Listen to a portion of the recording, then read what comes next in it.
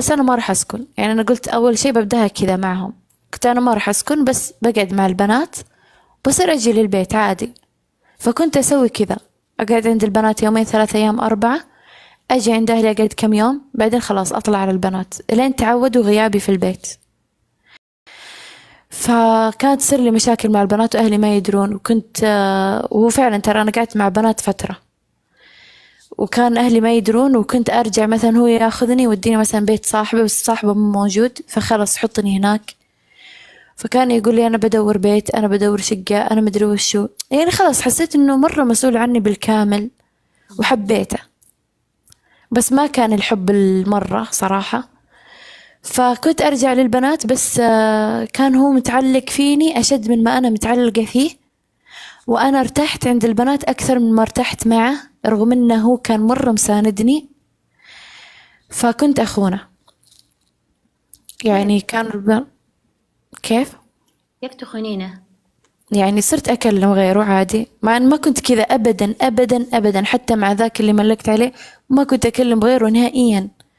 بس صرت أخون هذا، ما أدري ليه، بس إني كنت يعني مع البنات مثلا كانوا يتكلمون، كنت عادي مثلا زي واحدة هي اللي مثلا تعرف هذا وذا، فصرت أنا أتكلم مع واحد، فصار هذا هو يبغاني وهذا يبغاني، فصار عندي زي اللي انتي مرغوبة، ايوه. يعني اطمني انتي مرغوبة. وذاك توظفيه اللي قعدتي معه 8 سنوات كان دائما يقول لي من بيطلب وجهك، يعني شوفي ما صار نفس ما قال لي. فكان هذا اللي هو الثاني، هذا اللي قلت لك تعلق، كان يشك مرة مرة مرة، كان يعني حتى يدق علي يقول لي أنا حاسس إنك تكلمين، أنا حاسس إنه مدري إيش. كنت أطمنه وأقول له لا أنا ما أكلم من هالكلام.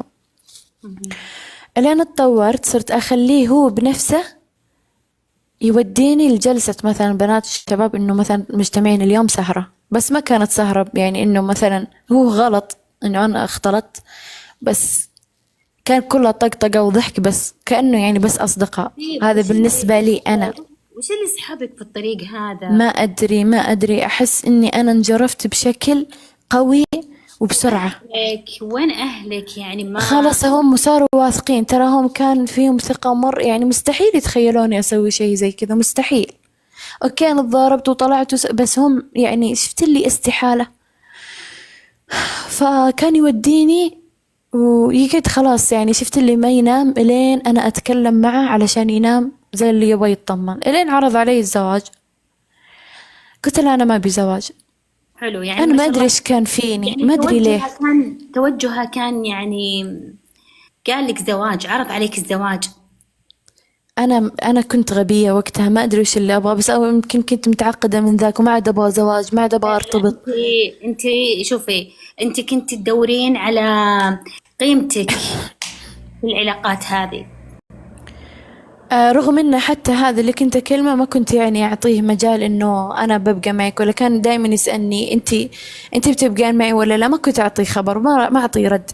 كنت مرتاحة على ذا الوضع مع نفسي، بس كنت أحس بتأنيب ضمير من ناحية الثاني، لأنه بعد كذا أنا بهذلته. فصار يقول لي يعني أنا حسيت إنه تعذب أكثر مني. المهم لما عرض الزواج قلت له شوف، أنا وحدة لا أبغى زواج ولا أبغى حب. قال لي كيف ما تبغين لا زواج ولا حب بعد هذا كله؟ قلت له بعد هذا كله وش صار يعني؟ أنت ساعدتني خلاص، بس مو معناته إني أتزوجك. من بعد كذا تعلق أكثر وتمسك أكثر لدرجة صار يبكي.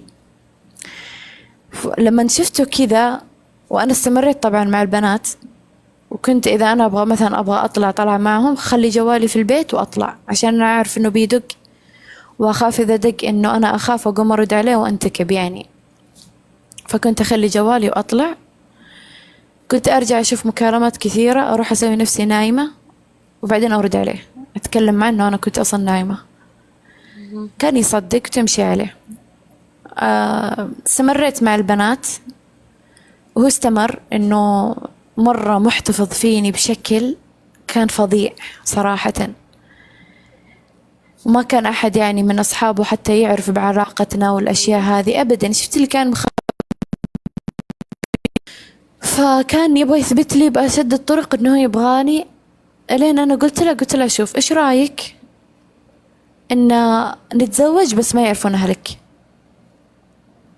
قال ليش؟ قلت يعني خلنا نتزوج اول شيء، او ان احنا على الاقل نملك ونعرف بعض، بعدين يصير خير. انا مستلطفة هذا الانسان، بس انا ما ادري ليش كنت وقتها اتكلم معه بهالطريقة.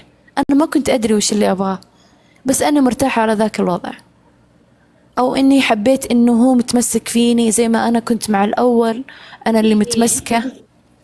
في حاجة، انت في احتياج عندك وجالسة تشبعينه بهذا التصرفات. خلصت من هذا كله وعطيته امل انه خلاص انا ابغاك وانا احبك وانا من هالكلام. مهم. صرت صراحة استفيد بالفلوس. طبعا انا ابغى اتكلم بصراحة عشان ارتاح. صرت اخذ فلوس، يعني خلاص هو كان اصلا ما اطلبه، بس هو كان يحول كل وقت كل ثانية، يعني زي اللي اذا تبغين شيء كلميني، اذا احتجتي شيء كلميني. فتعرفت على واحد ثاني، هذا انا طلعت معه و... ولما طلعت معه بذاك اليوم هو شك بالوضع. ف